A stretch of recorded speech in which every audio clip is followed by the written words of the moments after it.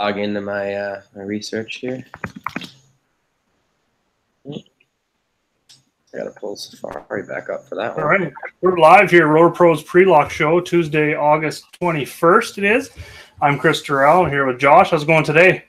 Going on, Chris? Josh Kronfeld with Chris Durrell. The boys here for the evening. We got a nice big slate, 15 games, I believe, on this glorious Tuesday. I'm pretty excited. How you doing, Chris? Everything's good?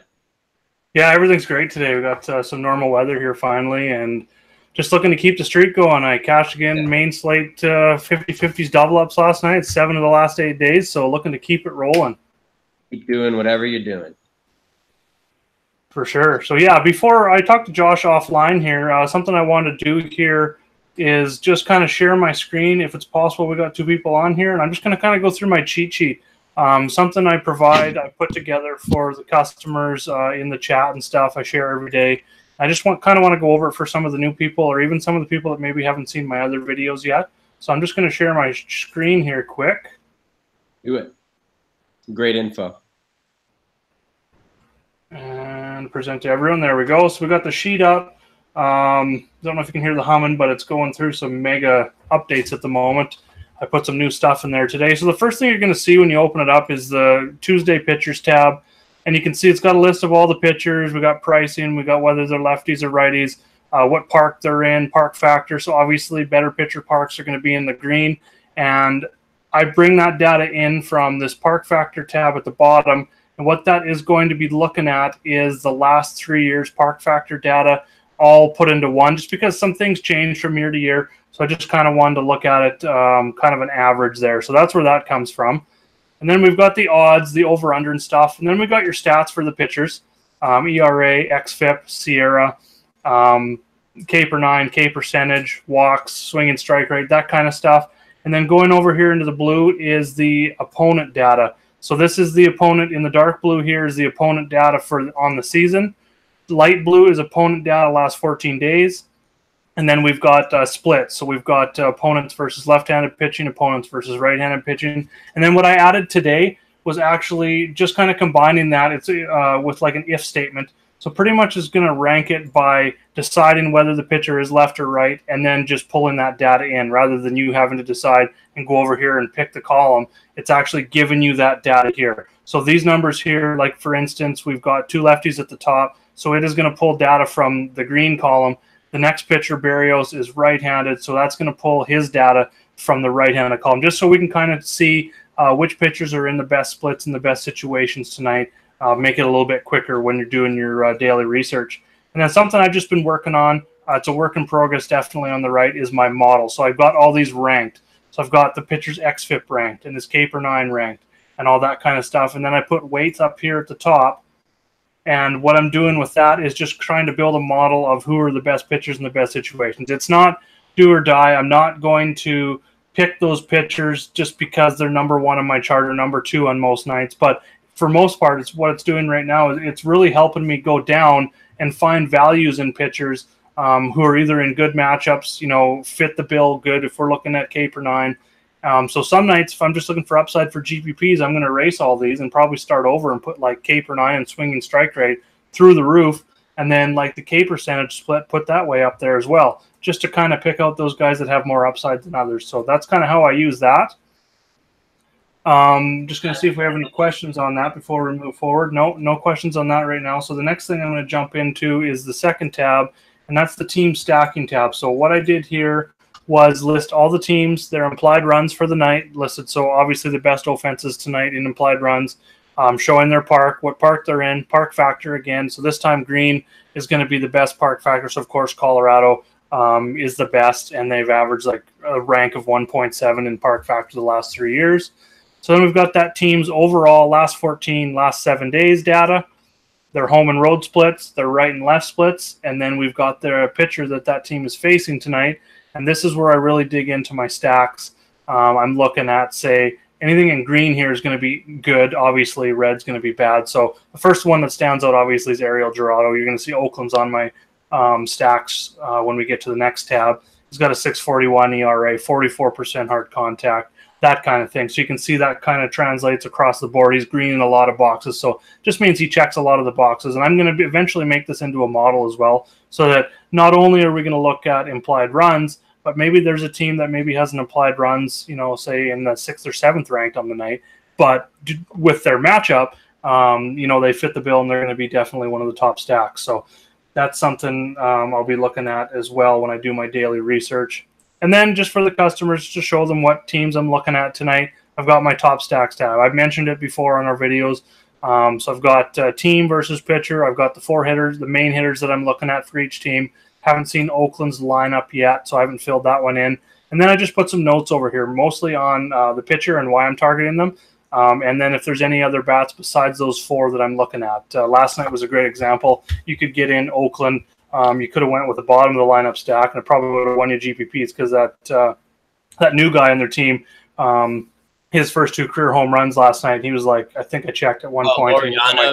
Yeah, he was like 1% owned. So yeah. That's where I'll them. But for the most part, I'm going to be looking at like the 1 to 4 or 2 to 5 stacks in the main list here. And then just in my notes is where I'm going to do the rest. And then, of course, the rest of these tabs down at the bottom is just where I pull the information from. Not really important to go through. It's just going to be FanDuel pricing, stuff like that. So that's just kind of a little bit of an overview on the sheet. And definitely hit me up in the chat anytime.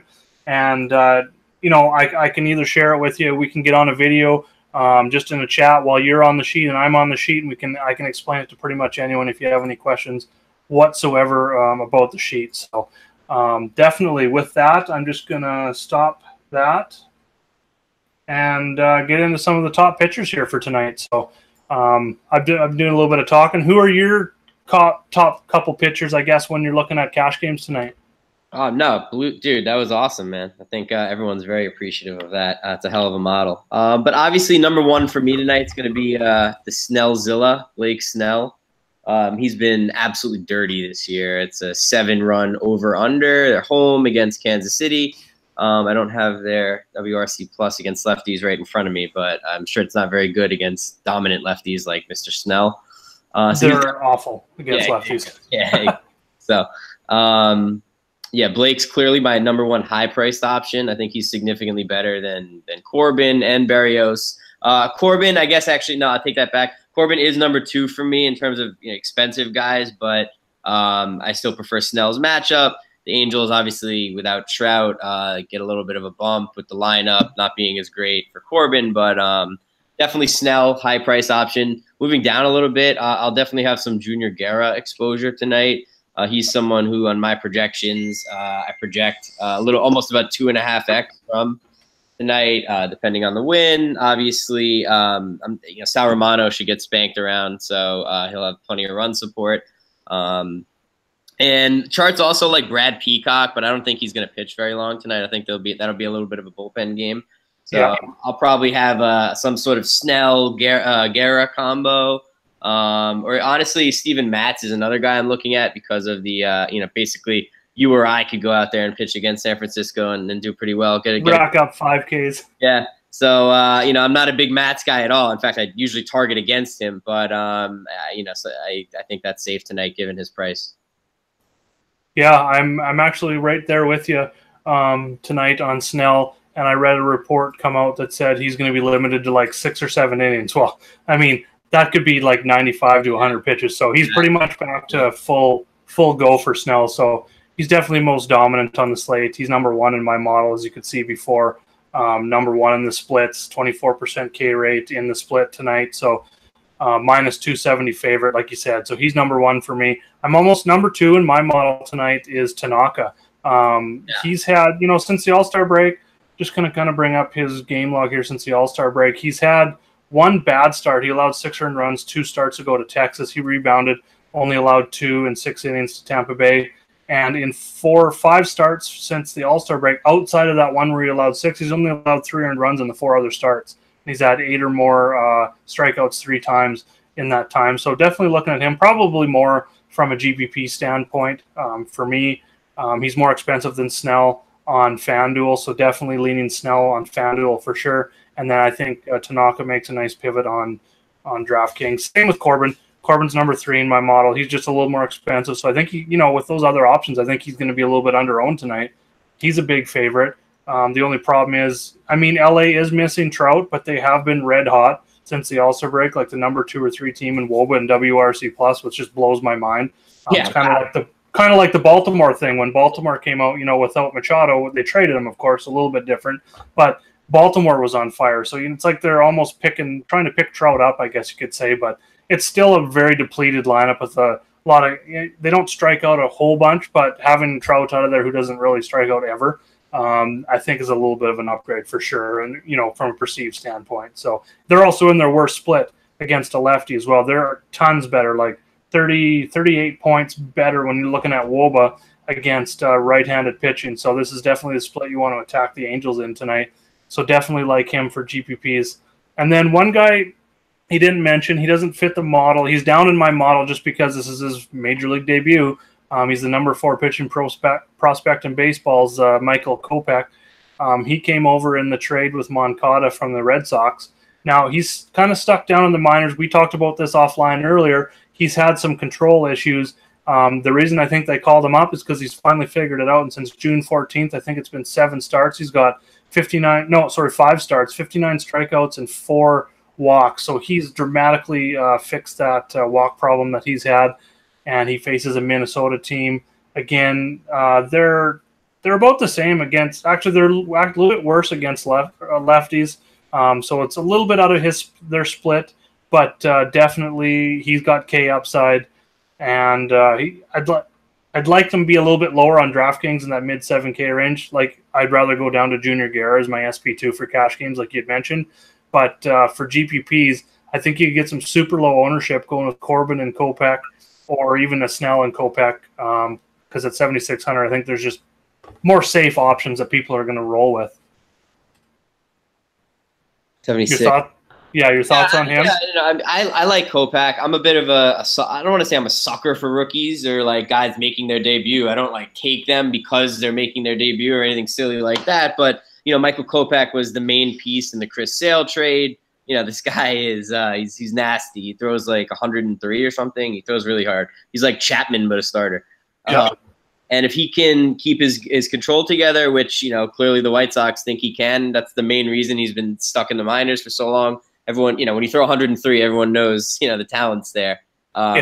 Just a matter of, there's a lot of guys who have those capabilities who I'm sure can never harness it or throw strikes and probably don't really amount to anything because of it. So obviously 7,600 is a little bit more than you'd usually see for, guys making his debut. Obviously we saw, what was his name? Wilson last night with the Braves. Bryce Wilson, yeah. Yeah, he was 4K, but I think that could have more maybe been because of it was like last second and DK didn't really expect it. But, point being 7,600 for a guy that, Minnesota is not the worst team in baseball right now. They're not the best. They traded away a lot of their guys. But when you have a situation like that where a team trades away a lot of their pieces and they're just not really competing for the end of the year, these guys that are in there are playing for jobs for next season. So, it's not a throwaway game or an easy matchup by any means. That being said, he's a ton of K upside, excuse me. So, I forgot to mention him first go around and was definitely about to bring him up if you didn't. But, Kopech is an exciting play tonight. High risk, high reward, I would say. Or like medium risk, high reward, something like that.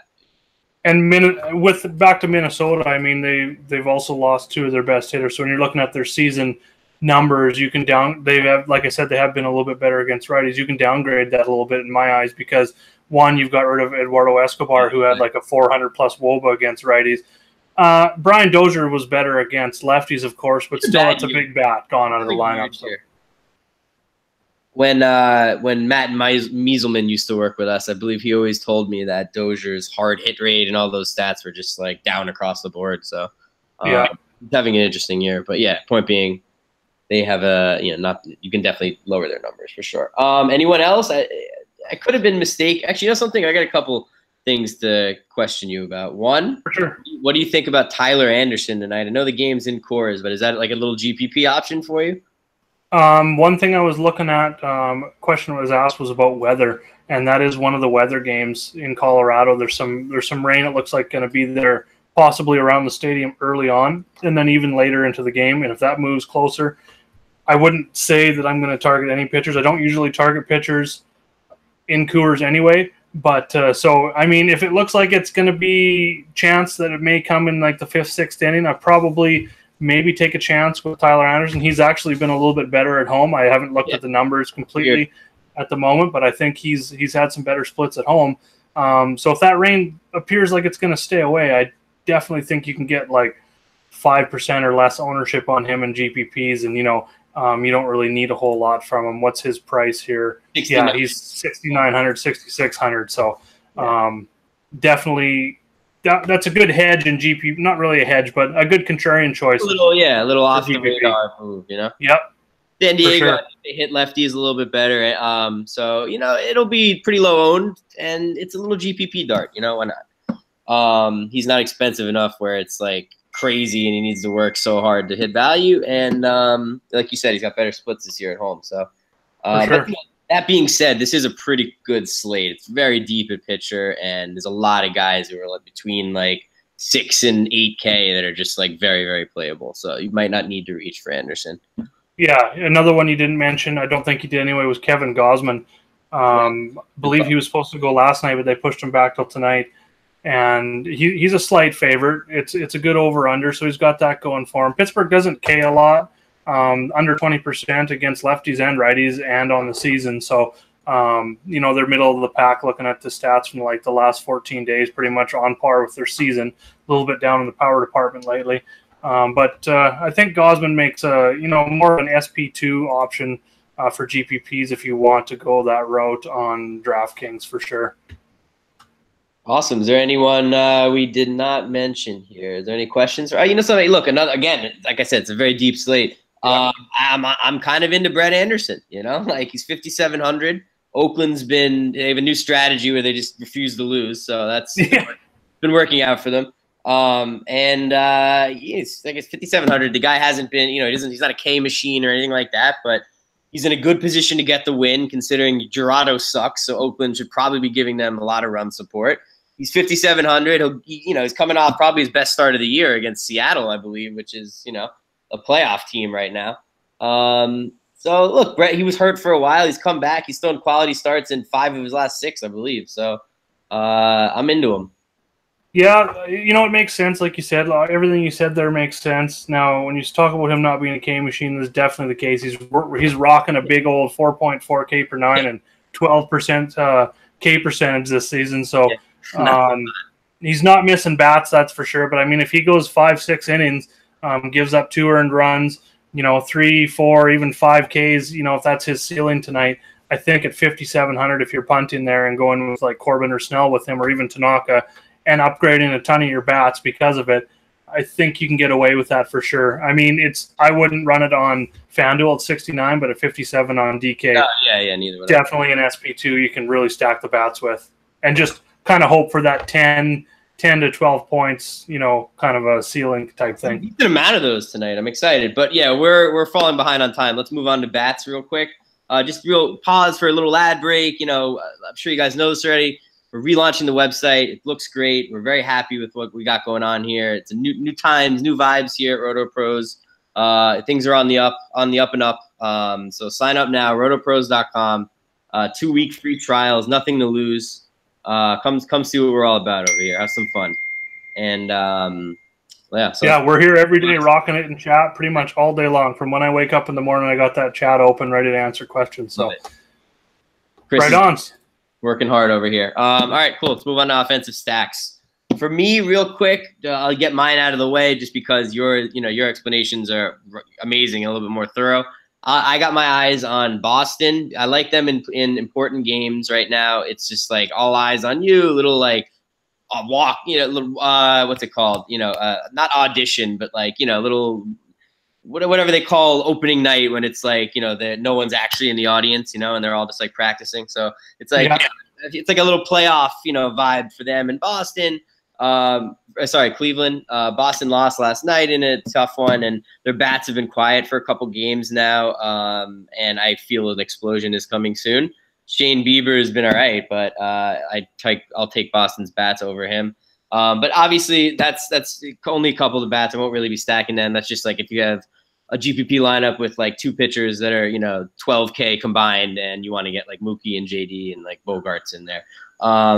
Then obviously, I love the Brewers. I'm sure you're going to agree on that and touch on it a little bit more. The Rockies, if you don't worry about the weather, if we're just talking about their right-handed bats, and Oakland, of course, as you're going to expand upon as well. So why don't you break that down for us? I like your Boston call. Bieber's been all right, like you said, but he has given up 42% hard contact, so that's definitely something that I am looking at. So I think his he's got a pretty low home run to fly ball rate, under 10%. So I think that's probably something that's going to, regress back to, you're probably into that. I mean, we don't know a whole lot about him. He's fairly new, so probably more realistic around that 12 to 15% range with, giving up that much hard contact. So definitely like your Boston call there. I didn't mention them on my sheet. The ones that I mentioned right now, I've got Milwaukee. And the reason I'm really looking at Milwaukee, like we said, Romano is not that great, but he's actually been even worse against left-handed batters, like a 387 WOBA, 532 slugging percentage, and 42.6% hard contact to lefties. And then just to kind of compare that to the right hand, he's only given up a 293 WOBA, 398 slugging percentage, and 30% hard contact to righties. So Christian Yelich and Mike Moustakas are right there. I also mentioned you can go with Travis Shaw. He's absolutely crushed right-handed pitching, and that just coincides with Romano sucking against lefties. So those three for sure. I got Aguilar in there over Shaw at the moment on my sheet, and that's just because Aguilar leads the team against right-handed pitching this year with a 391 WOBA, 144 WRC plus, and crazy 295 ISO. So definitely think you can go 1 to 4, 2 to 5. If you want to take out Kane in the 2 spot and put Shaw in at the 5 spot, that's definitely a way I'm going to look tonight. So probably they're going to be my most exposure stack tonight. And then Oakland, we talked about them. Dorato's just not very good. So going to be going. He's again just kind of like Romano we just talked about. It's a small sample size, but he's been even worse against right-handed bats than Romano. 460 WOBA with 667 slugging percentage and 45% hard contact. So definitely looking at some left-handed bats there in Oakland. I'm not sure their lineup has come out. It just did while we've been talking. So Martini's back in the leadoff spot. He's super cheap. So definitely considering him, especially on FanDuel. And then Jed Lowry's up there, Matt Olson in the 5 spot. So again, they're another team kind of like Milwaukee. I'm going to get some 1 to 4 and 2 to 5 action in there.